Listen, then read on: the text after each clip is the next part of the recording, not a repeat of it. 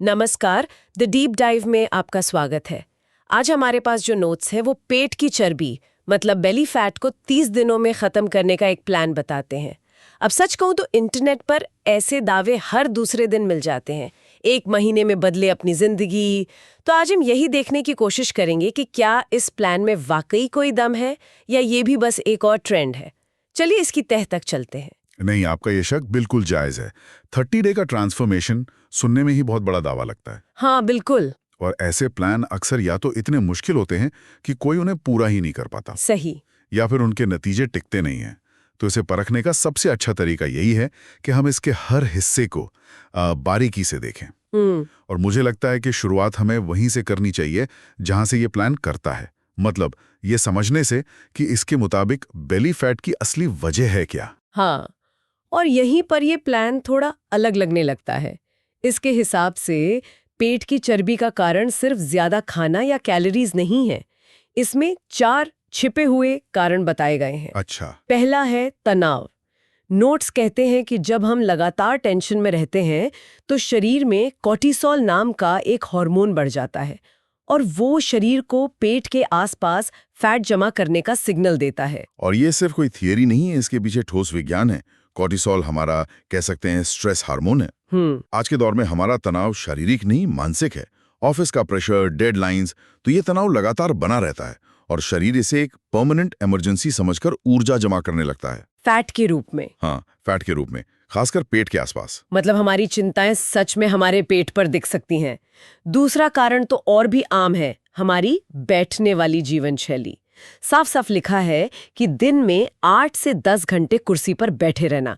ये तो हर ऑफिस जाने वाले की कहानी है। इसमें एक और परत है जिसे समझना जरूरी है। जब हम घंटों तक बैठे रहते हैं तो सिर्फ कैलोरी बर्न होना ही कम नहीं होता, बल्कि हमारे शरीर की इंसुलिन के प्रति संवेदनशीलता भी कम होने लगती है। और ये हमें सीधे तीसरे और शायद सबसे जरूरी कारण पर ले आता है। हाँ, तीसरा कारण इंसुलिन स्पाइक्स। स्रोत में तो इसे बेली फैट का किंग मेकर तक कहा गया है। King maker? बिल्कुल। और ये तब होता है जब हम दिन भर थोड़ी थोड़ी देर में चाय, बिस्किट, नमकीन ये सब खाते रहते हैं। जब मैंने ये पढ़ा ना, मुझे सीधे ऑफिस की शाम 4 बजे वाली चाय याद आ गई। बिल्कुल, आपने एकदम सही नस पकड़ी है।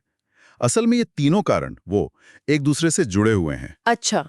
तनाव ने कोर्टिसोल बढ़ाया, लंबे समय तक बैठने से इंसुलिन प्रतिरोध की नींव रखी, और फिर जब हम बार बार कुछ मीठा या मैदे वाला खाते हैं तो ब्लड शुगर ऊपर नीचे होता है। ओके। और इस बढ़े हुए शुगर को कंट्रोल करने के लिए शरीर को बार बार ज्यादा इंसुलिन छोड़ना पड़ता है, और इंसुलिन का एक मुख्य काम ही फैट स्टोर करना है। और चौथा कारण है देर रात को खाना। ये भी एक आम आदत बन गई है। तो अगर इन चारों को जोड़कर देखें, तनाव, बैठना, बार बार स्नैकिंग और देर रात खाना, ये तो आज के शहरी जीवन का पूरा खाका है। बिल्कुल। और यहीं पे इस प्लान का सबसे दिलचस्प पहलू सामने आता है।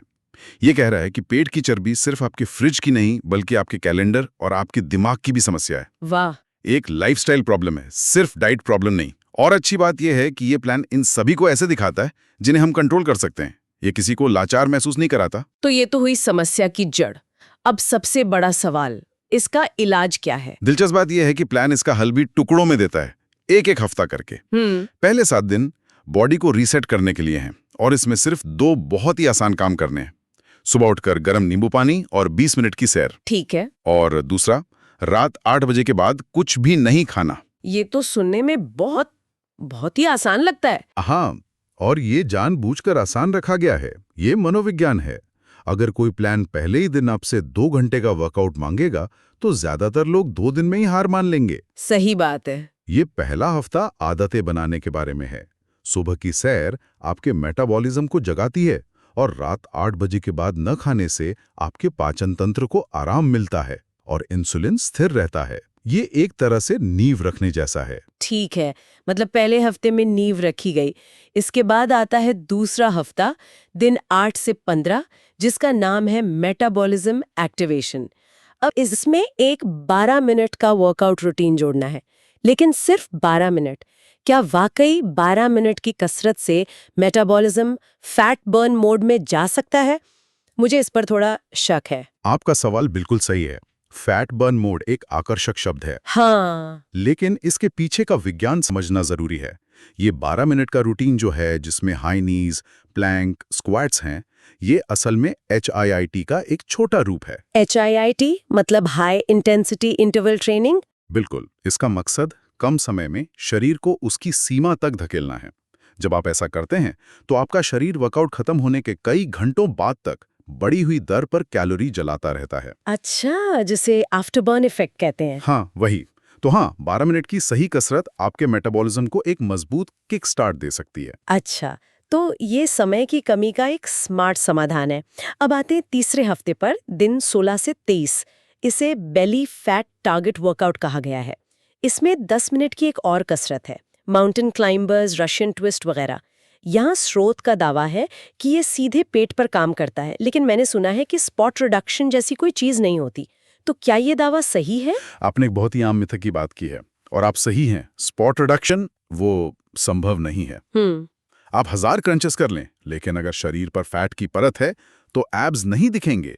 फैट तो पूरे शरीर से एक साथ कम होता है। तो फिर इस वर्कआउट का क्या मतलब है? इसका मतलब है उन मांसपेशियों को मजबूत करना जो फैट के नीचे हैं। जब आप अपनी कोर मसल्स को मजबूत बनाते हैं तो वे एक प्राकृतिक कॉर्सेट की तरह काम करती हैं, जो आपके पेट को अंदर की ओर खींचती हैं। समझ गई। तो ये सीधे फैट नहीं हटा रहा, बल्कि उस हिस्से की मांसपेशियों को आकार दे रहा है। अब आता है आखिरी और शायद सबसे मुश्किल हफ्ता, दिन 24 से 30, जिसे फैट मेल्टिंग डाइट कहा गया है। और ये डाइट ये बहुत ही सख्त लगती है। सुबह जीरा पानी, रात में सिर्फ अंडे या दाल का सूप, और सबसे बड़ी बात, दोपहर के खाने से रोटी और चावल पूरी तरह गायब।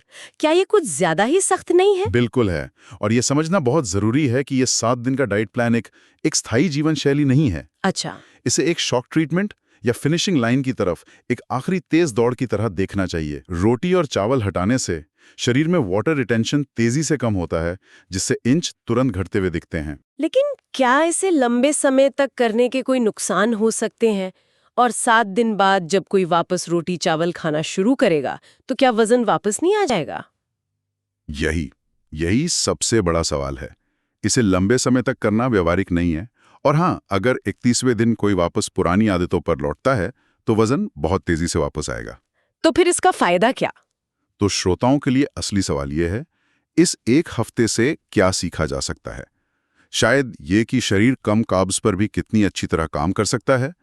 इस एक हफ्ते का असली मकसद शरीर को बदलने से ज्यादा शायद मानसिकता को एक नया नजरिया देना है। ये एक बहुत ही महत्वपूर्ण बात है, और ये हमें सीधे प्लान के आखिरी और सबसे जरूरी हिस्से पर ले आता है, मानसिकता। स्रोत में एक लाइन है जो मुझे बहुत अच्छी लगी। बेली फैट सिर्फ एक शारीरिक समस्या नहीं है, ये मानसिक अनुशासन की परीक्षा है। गहरी बात है। और इसके लिए एक नियम दिया गया है, हर दिन 1% बेहतर, मतलब रोज सिर्फ 1% बेहतर होना है। ये सुनने में तो बहुत आसान लगता है, लेकिन जिस दिन बिस्तर से उठने का मन ना करे, उस दिन वो 1% भी पहाड़ जैसा लगता है। हाँ, और यही इस नियम की खूबसूरती है। ये परफेक्शन नहीं मांगता, ये सिर्फ प्रगति मांगता है, चाहे वो कितनी भी छोटी क्यों ना हो। अच्छा। हम अक्सर ऑल और नथिंग की सोच में फंस जाते हैं। अगर मैं जिम नहीं जा सकता तो मैं कुछ नहीं करूंगा। 1% बेहतर का नियम कहता है कि अगर आप जिम नहीं जा सकते तो क्या 10 मिनट की सैर कर सकते हैं? ये व्यवहार मनोविज्ञान का एक शक्तिशाली सिद्धांत है, जो बड़े डरावने लक्ष्यों को छोटे प्रबंधनीय कदमों में तोड़ देता है। और अगर हम पीछे मुड़कर इस 30 दिन के प्लान को देखें, तो ये खुद ही 1% बेहतर का एक जीता जागता उदाहरण है। हर हफ्ते एक छोटी सी नई आदत जुड़ती है, एक नया 1% सुधार आता है। बिल्कुल, ये प्लान आपको सीधे गहरे पानी में नहीं फेंकता, यह आपको धीरे धीरे तैरना सिखाता है। पहला हफ्ता सिर्फ पानी में उतरना है, दूसरा हफ्ता हाथ पैर चलाना सिखाता है। ये एक संरचित तरीका है। और स्रोत का आखिरी संदेश भी इसी सोच को मजबूत करता है कि बेली फैट कोई श्राप नहीं है, ये बस आपके शरीर का एक संकेत है, एक फीडबैक है जो कह रहा है कि उसे थोड़ी और देखभाल की जरूरत है। तो अगर हम इस पूरी चर्चा को समेटें, तो इस प्लान की सफलता 3 चीजों पर टिकी है। पहला, ये समझना कि पेट की चर्बी सिर्फ कैलोरी का खेल नहीं, बल्कि एक जीवन शैली की समस्या है। सही। दूसरा, एक step by step action plan जो धीरे धीरे मुश्किल होता है। और तीसरा, हर दिन 1% बेहतर होने की मानसिकता। आप में से बहुत अच्छे से सारांशित किया है और ये सब हमें एक आखिरी लेकिन सबसे महत्वपूर्ण सवाल पर लाकर खड़ा करता है। वो क्या? ये प्लान आपको 30वें दिन तक ले जाता है, एक बड़ा बदलाव दिखाता है, पर असली खेल तो 31वें दिन शुरू होता है। असली चुनौती 30 दिन का प्लान पूरा करना नहीं है। असली चुनौती ये तय करना है कि इस प्लान की कौन सी आदतें आप अपनी बाकी की जिंदगी का हिस्सा बना सकते हैं। क्योंकि सेहत 30 दिन की स्प्रिंट नहीं है, ये जिंदगी भर की मैराथन है। तो सोचने वाली बात यह है कि हम ऐसे प्लान्स को कैसे देखते हैं, एक 30 दिन के चैलेंज की तरह या एक नई स्वस्थ जीवन शैली की शुरुआत की तरह।